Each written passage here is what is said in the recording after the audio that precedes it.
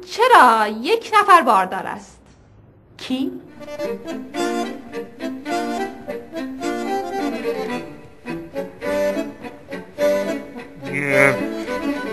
من نگاه نکنید ایشون حامله هستن.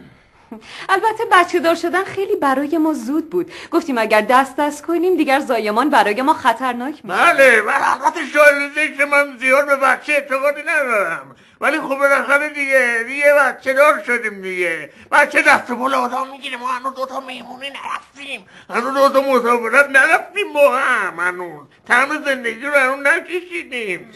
آره ما هنوز خودمان خیلی بچه هستیم. حالا وقت و عمرمان رو باید صرف بزرگ کردن یک بچه بکنیم. بله البته دیگه خواست خدا اینطوری بوده دیگه. این بچه بالاخره بزرگ میشه، عصای دست من میشه، عصای دست مادرش میشه، عصای دست پیریمون میشه، کوریمون میشه.